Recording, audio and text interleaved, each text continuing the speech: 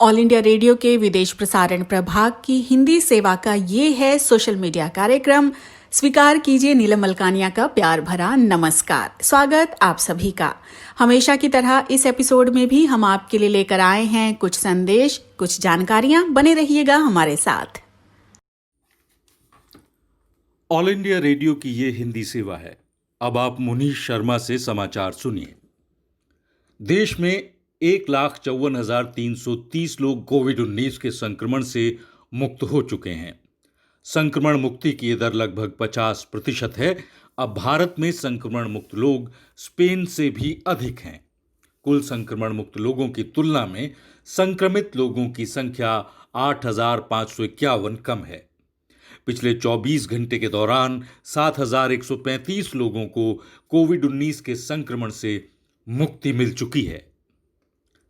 स्वास्थ्य विशेषज्ञों का कहना है कि भारत में संक्रमण के कारण होने वाली मृत्यु की दर में कमी काफी महत्वपूर्ण है। प्रधानमंत्री मोदी महाराष्ट्र, दिल्ली, तमिलनाडु, पश्चिम बंगाल, गुजरात तथा ऐसे अन्य राज्यों के मुख्यमंत्रियों के साथ बातचीत करेंगे जहां संक्रमण और मृत्यु के मामले काफी अधिक हैं। वस्तु एवं सेवा कर परिषद की कल हुई बैठक में कई महत्वपूर्ण मुद्दों पर चर्चा हुई। राज्यों को कम करों के संग्रहण के कारण हुए नुकसान की भरपाई के लिए कोष की व्यवस्था पर चर्चा अब अगले महीने होगी। देश में अप्रैल माह के दौरान आर्थिक गतिविधि कम रहने से औद्योगिक उत्पादन में 50% की कमी रही, लेकिन लॉकडाउन अवधि के बाद औद्योगिक गतिविधि में काफी वृद्धि हुई है। कोविड-19 संक्रमण और लॉकडाउन के बावजूद भारत का विदेशी मुद्रा भंडार बढ़कर $0.5 खरब के ऊपर पहुंच गया है। 5 जून को समाप्त हुए सप्ताह में भारत का विदेशी मुद्रा भंडार $501.7 अरब को छू रहा था। भारतीय सुरक्षा बलों ने जम्मू और कश्मीर स्थित कुलगाम में 2 आतंकियों को मार गिराया है। कुलगाम के निपोरा इलाके में मुठभेड़ अभी भी जारी है। कोविड-19 के कारण भारत लौट आए पेशेवरों के लिए सरकार ने स्वदेश परियोजना शुरू की है।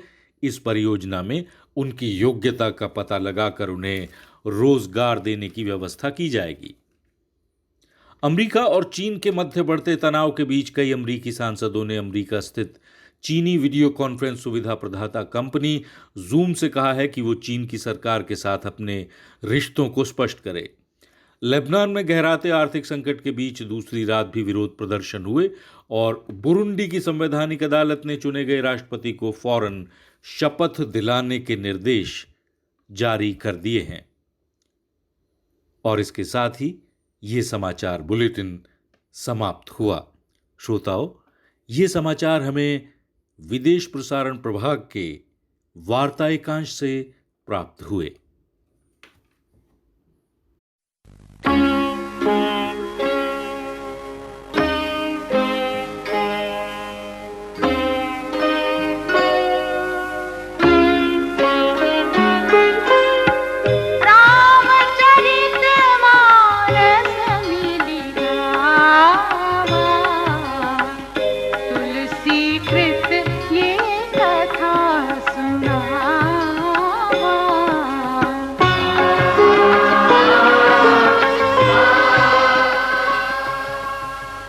देवताओं, संतों और दुष्टों की वंदना के पश्चात तुलसीदास जी प्राणी मात्र की वंदना करना भी नहीं भूले हैं। 84 लाख योनियों से स्वेदज, अंडज, उद्भिज तथा जरायुज ये 4 प्रकार के जीव जल, पृथ्वी तथा आकाश में रहते हैं और उनसे भरा हुआ ये समस्त जगत भक्त कवि को सीता राममय प्रतीत होता है। हवा के साथ धूल आकाश पर चढ़ जाती है और फिर वही नीचे बहने वाले जल की संगत में कीचड़ बन जाती है। कुसंग के कारण धुआं कालिक कहलाता है, किंतु वही सुसंग पाकर सुंदर स्याही बन धर्मशास्त्र लिखने के काम में आता है। जड़ और चेतन सभी को राममय जान तुलसीदास जी हाथ जोड़ उनकी वंदना करते हुए अपनी अल्प बुद्धि तथा अक्षमता प्रकट करना भी मर्यादा के अनुकूल पाते हैं। मानव की बुद्धि छोटी है और श्री राम का चरित्र अतः श्री राम का चरित्र गायन अपनी ढिठाई मान वो सज्जनों से क्षमा याचना करते हैं।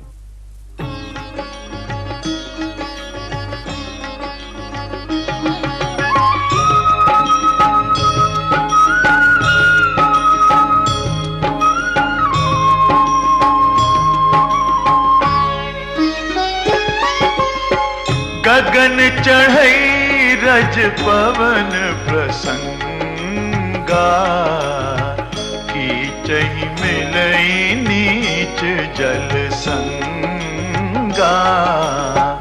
साधु असाधु सदन सुख सारी, सुमिरहि राम देहि गनि गारी।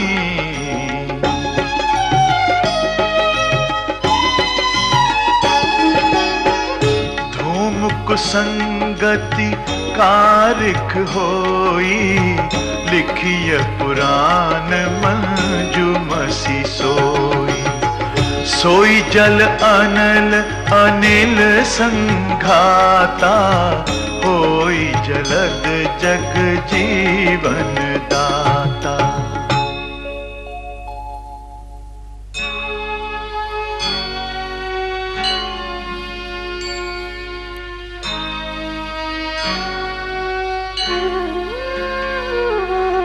ग्रह भेषज जल पवन पट, पाई कुजोग सुजोग। होहि कुबस्तु सुबस्तु जग, लखहि सुलक्षण लोग।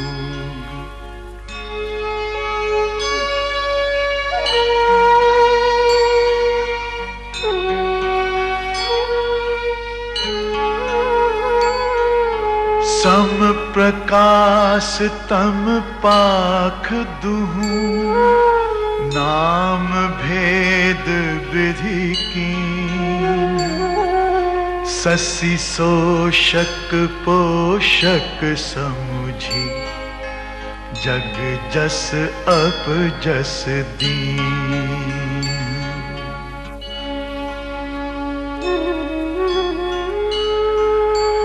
जड़ चेतन जग जीव जत, सकल राम मैं जानी।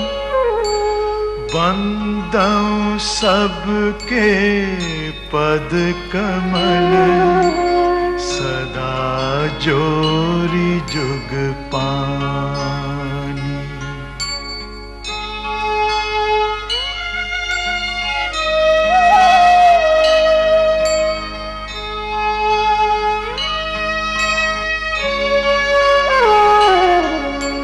देव धनुज नर नाग खग, प्रेत पितर गंधर्व। बंदौ किन्नर रजनिचर, कृपा करहु अवसर।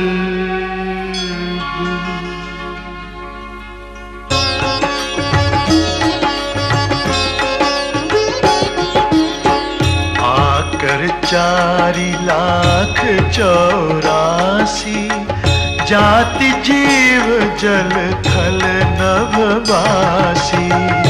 सिय राम मैं सब जग जानी, करऊं प्रणाम जोरी जुग पानी।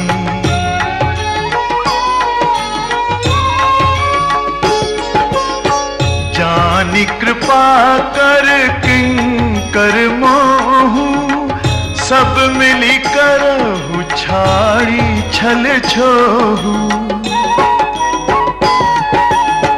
निज बुद्धि बल भरोस मोहि नाही, ताते विनय करऊं सब सब पाही। करन चहऊं रघुपति गुण गाहा, लघुमति मोरी चरित अवगाहा। सूझ न एक अंग पाऊ, मन मति रंक मनोरथ राऊ।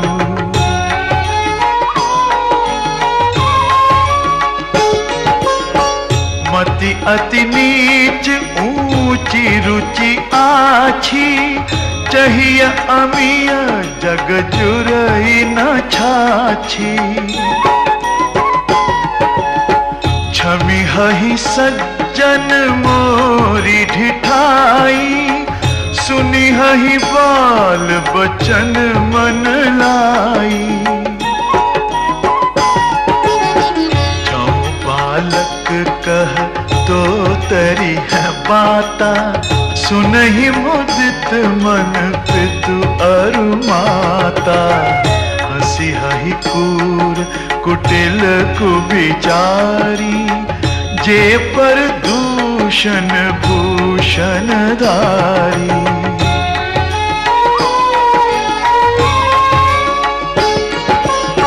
निज कवित के ही लागननी का, सरस हो अथवा अति फीका। जे पर भनिति सुनत हर शाही, ते पर पुरुष बहुत जग नाही। जग बहु नर सर सरी सम भाई, जे निज बाढ़ी बढ़ही जल पाई। सज्जन सकृत सिंधु सम कोई, देखि पूर विधु बाढ़ई जोई।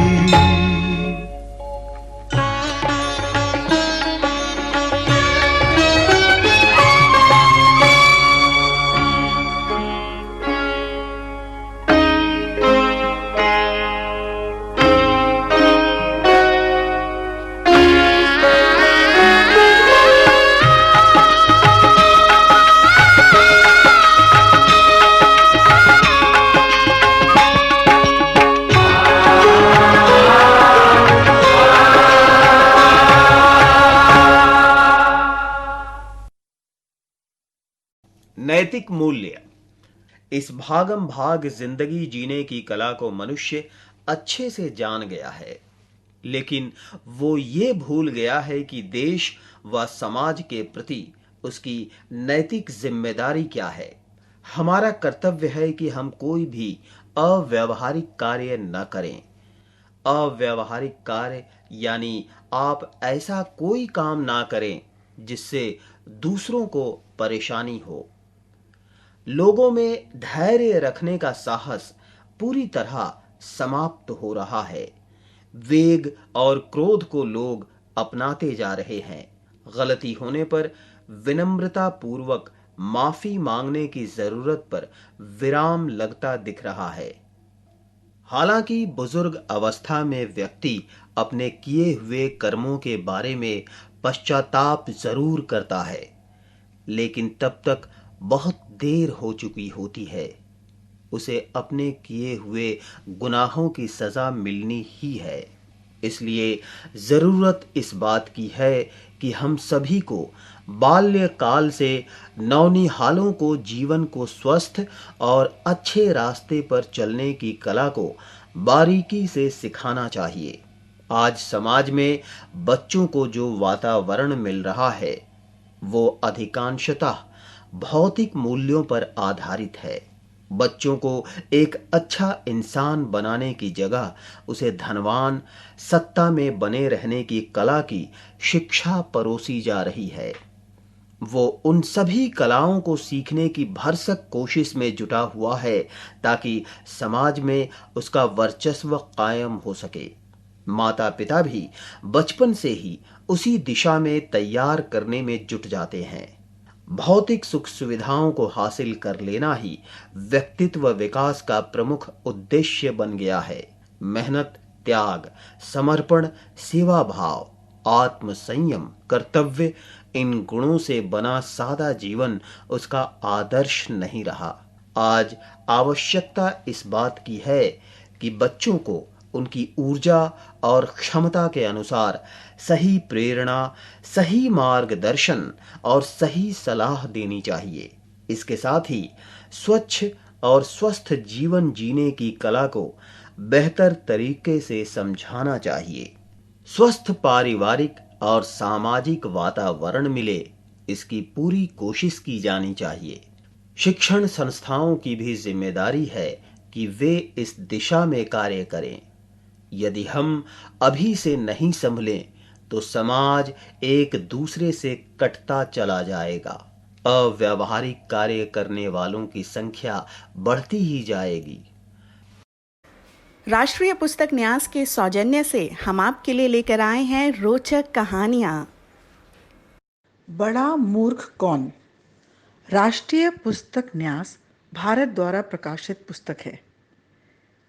अफ्रीकी लोक कथाएं इस पुस्तक में लिखी गई हैं। इस पुस्तक के लेखक हैं श्री कृष्ण कुमार त्रिवेदी। मेरा नाम सुपर्णा खट्टर है। मैं एक अध्यापिका और लेखिका हूँ। आज मैं आपको यह कहानी सुनाने वाली हूँ। गधे की पूंछ। एक गांव में अलेमू नाम का एक धनी व्यापारी रहता था। वह अच्छा आदमी था और गरीबों की हमेशा मदद करता था। आने वाले मेहमानों का दिल से स्वागत सत्कार करता था। उसके पास बहुत सा सोना था, लेकिन वह उसे किसी बैंक में न रखकर लकड़ी के एक बक्से में बंद करके अपनी चारपाई के नीचे रखा करता था। घर में अकेला था, इसलिए कहीं जब जाना होता तो ताला लगाकर जाया करता था। एक दिन कहीं जाने के लिए वह टट्टू पर सवार होकर निकल पड़ा। मौका पाकर उसी गांव के किसी आदमी ने उसके घर का ताला तोड़ा और सारा सोना चुरा कर ले गया। अलीमू 2 दिन बाद जब वापस आया तो टूटा हुआ ताला देखकर समझ गया कि घर के अंदर कोई गया होगा। अंदर जाकर देखा और सारा सोना गायब पाया तो वह जोर जोर से रोने पीटने लगा। हाय, मैं तो लुट गया, हाय मेरा सोना कोई चुरा कर ले गया। उसने गांव के बहुत से लोगों से पूछा, पर कुछ पता न चल सका। हारकर वह अपने क्षेत्र के सरपंच के पास गया।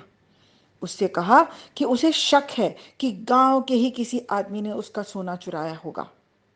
सरपंच कुछ देर सोचता रहा, फिर उसने कहा, वह चोर को जरूर पकड़ेगा और उसका सोना वापस दिलाएगा। सरपंच अलेमू के गांव गया। वहां उसने एक तंबू लगवाया और उसके अंदर एक गधा बंधवा दिया। फिर उसने सबसे छुपाकर उस गधे की पूंछ पर एक इत्र की शीशी उड़ेल दी और गांव के सारे लोगों को बुलाकर बोला, किसी ने देखो अलेमू का सारा सोना चुरा लिया है। मुझे शक है कि चोर इसी गांव का है। तुम लोग एक एक करके तंबू में जाओ और गधे की पूंछ छू कर आओ। जो चोर होगा उसके छूते ही गधा जोर जोर से रेंगेगा। सबने वैसा ही किया, पर सबके अंदर हो आने पर भी गधा नहीं रेंगा तो गांव वालों ने मान लिया कि चोर किसी और गांव का रहा होगा। लेकिन सरपंच ने उन सब लोगों को एक लाइन में खड़ा किया और फिर एक एक करके सबके हाथ सूंघे। हाथ सूंघते सूंघते उसने अचानक एक आदमी को पकड़ लिया। चोरी तुमने की है। वह आदमी एकदम घबरा गया, लेकिन फिर संभल कर बोला, नहीं नहीं, मैं चोर नहीं हूं। मेरे पूंछ छूने पर भी गधा नहीं रेंगा था। सरपंच ने डांटा, तुम झूठ बोल रहे हो, तुमने तो उसकी पूंछ छुई ही नहीं। नहीं नहीं, मैंने छुई थी, मैं सच कह रहा हूं, मैंने उसकी पूंछ छुई थी। सरपंच बोला, उसकी पूंछ में इत्र लगा था। तुमने जो पूंछ छुई होती तो जैसे सबके हाथों में सुगंध आ रही है, तुम्हारे हाथों से भी आ रही होती। सरपंच ने सबसे कहा, तुम लोग अपना हाथ सूंघो और फिर इसका हाथ भी सूंघो। सबने अपना अपना हाथ सूंघा तो उसमें इत्र की सुगंध थी, पर जब उन्होंने उस आदमी का हाथ सूंघा तो उसमें सचमुच सुगंध नहीं थी। अब चोर ने जान लिया कि वह पकड़ में आ गया है। झूठ बोलने का कोई लाभ नहीं। उसने अपना अपराध स्वीकार कर लेना ही ठीक समझा। अलेमू का सारा सोना मिल गया। उसने इस खुशी में सरपंच को और सारे गांव को एक बढ़िया दावत दी। धन्यवाद। राष्ट्रीय एकता भारतीय भावधारा का मूल स्वर रहा है। संपूर्ण राष्ट्रीय चरित्र की पहचान का एक गुण राष्ट्रीय एकता की अक्षुण्णता के प्रति प्रतिबद्धता भी माना जाता रहा है। राष्ट्रीय एकता का मंत्र वैदिक काल से ही भारतवर्ष की भूमि पर गूंजता रहा है। प्राचीन काल में भारतवर्ष आर्यावर्त के नाम से जाना जाता था।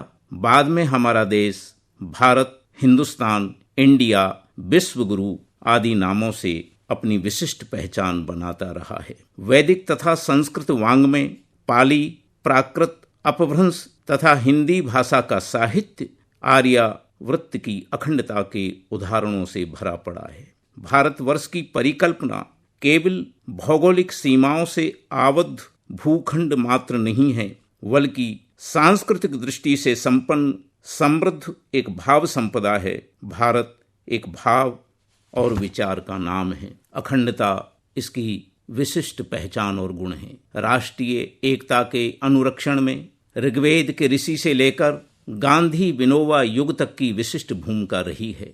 जगतगुरु आचार्य शंकर भी भारत की आध्यात्मिक चिंतन धारा के अनुरक्षण हेतु जीवन भर प्राण प्रण से जुटे रहे। राष्ट्रीय एकता की निरंतरता को बनाए रखने के लिए ऋषियों, संतों, राष्ट्र प्रेमी देशभक्तों का अतुलनीय अवदान रहा है। भारत भूमि अपनी सामाजिक, आध्यात्मिक तथा सांस्कृतिक उत्कृष्टता के लिए विख्यात रही है तथा उत्कृष्ट वैचारिक चेतना इसकी पहचान है। करतल भिक्षा तरुतर वास करने वाले भारतीय संतों ने ही इसे वेद की पवित्र वाणी प्रदान की तथा अपनी उत्कृष्ट साधना शक्ति द्वारा स्मरण रखकर इस आध्यात्मिक विरासत को युगों तक संजोए रखा।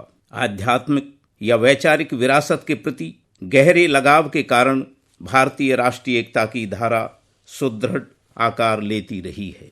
आज हमारे मन में राष्ट्र की जो संकल्पना है, वैसी संकल्पना पूर्व मध्यकालीन भारतीय समाज में नहीं थी। एक देश या भारतवर्ष का भाव तत्कालीन समाज और संतों के मन में था। देश की भौगोलिक सीमा रेखाओं से परे हटकर उन्होंने एक सांस्कृतिक अखंड राष्ट्र की भावना पर विचार किया था।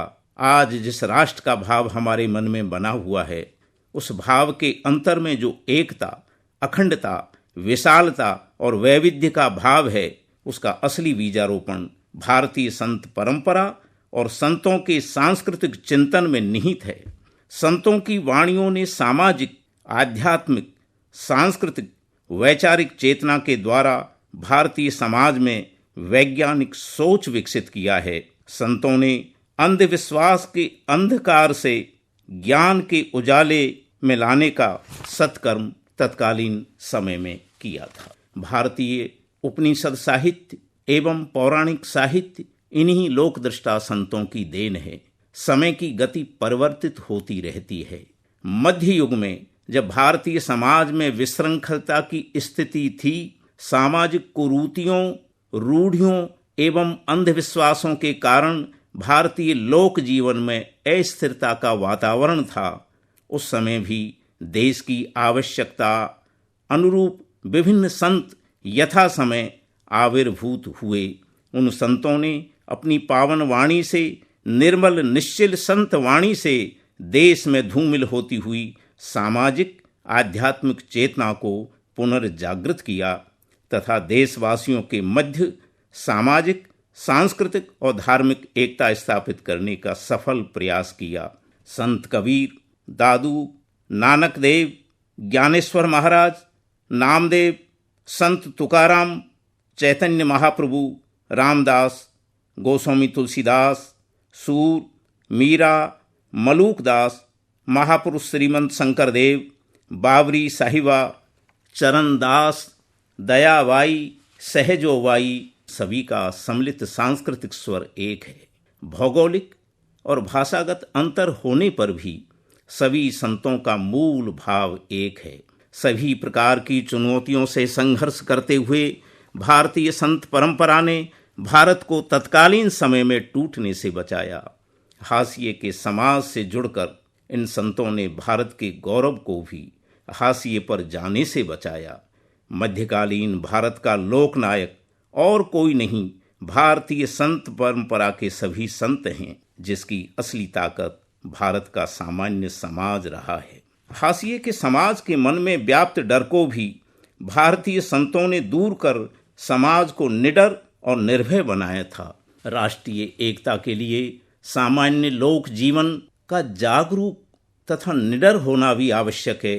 भयग्रस्त समाज राष्ट्रीय एकता को कायम रखने में अक्षम सिद्ध होता है।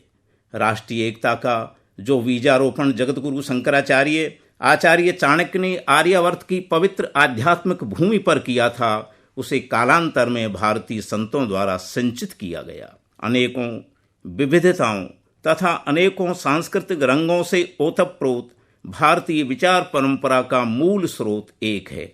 भारतीय संत परंपरा के संत अलग अलग क्षेत्रों तथा अलग अलग भाषा बोलियों से जुड़े हुए थे। ज्यादातर संत एकदम सामान्य और निम्न श्रेणी की जातियों से संबद्ध थे। ऊंच नीच, छोटे बड़े के विचार से दूर सभी भारतीय संत सामाजिक समरसता तथा सहिष्णुता के पोषक थे। भारतीय संत परंपरा द्वारा प्रदत्त संत काव्य साहित्य जन काव्य है। भारतीय संतों का व्यक्तित्व अत्यंत उदार और संवेदनशील था। उनका मानस स्वच्छ तथा उदार था। किसी भी तरह की कटुता उनके आचरण में नहीं थी। जन मानस के संताप को दूर करने वाली वाणियों की रचना कर उन्होंने सामाजिक जागरण की मशाल को कई शताब्दियों तक जीवित रखा। भारतीय संत परंपरा ने आंतरिक ओज की धारा गतिमान बनाने में अग्रणी भूमिका का निर्वाह किया है। जिस भारतीय समाज को पाखंडियों ने अनेकों टुकड़ों में विभाजित कर रखा था, उसे इन संतों ने जोड़ने का कार्य किया। प्रांत भेद, जाति भेद, धर्म भेद, वर्ग भेद से दूर हटकर इन सभी संतों ने सामाजिक एकता और भाईचारे पर सर्वाधिक बल दिया तथा सभी लोगों के मन में मानवता की भावना की प्रतिष्ठापना की। धर्म और सामाजिक भेदभाव की रेखाओं को मिटाकर भारतीय चिंतन धारा की महान उदार परंपरा को परिपुष्ट बनाया। जो कार्य उत्तर भारत के हिंदी संत कर रहे थे, वही कार्य तेलुगु, तमिल, मराठी, गुजराती, बंगाली, असमिया, ओडिया तथा सिख संत भारत भूमि के विभिन्न भागों में रहकर कर रहे थे। इन भारतीय संतों में मुस्लिम समाज के संत भी सम्मिलित थे, जिनमें बाबा शेख फरीद, वाजिंद, रज्जब आदि का नाम विशेष रूप से उल्लेखनीय है।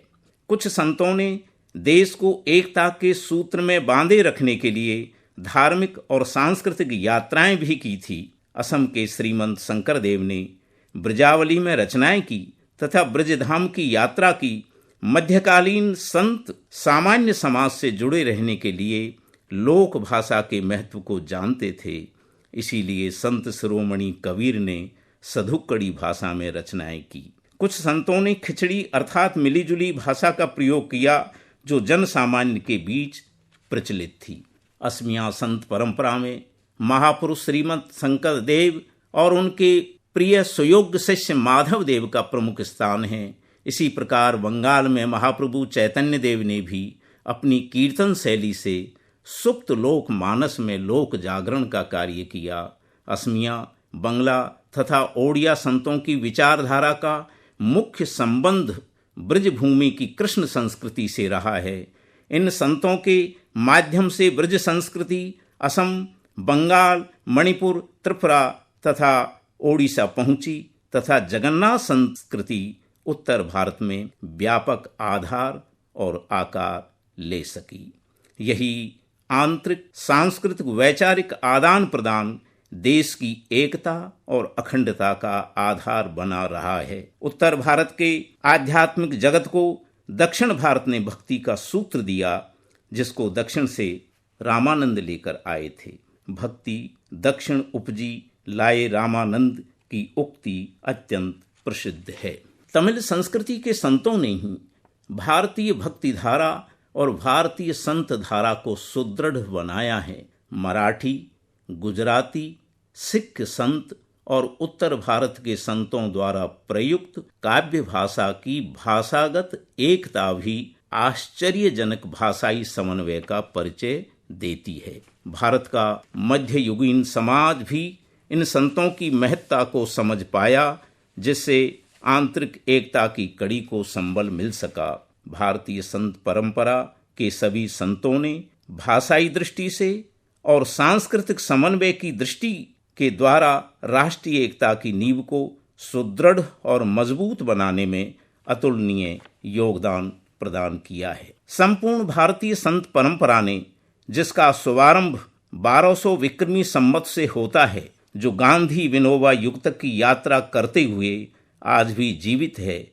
ने सभी भेद रेखाओं को मिटाकर मानव धर्म और मातृभूमि वंदना को अपना आशीर्वाद प्रदान किया है। कार्यक्रम आपको कैसा लगा हमें जरूर बताइएगा esth.radiomail@gmail.com पर।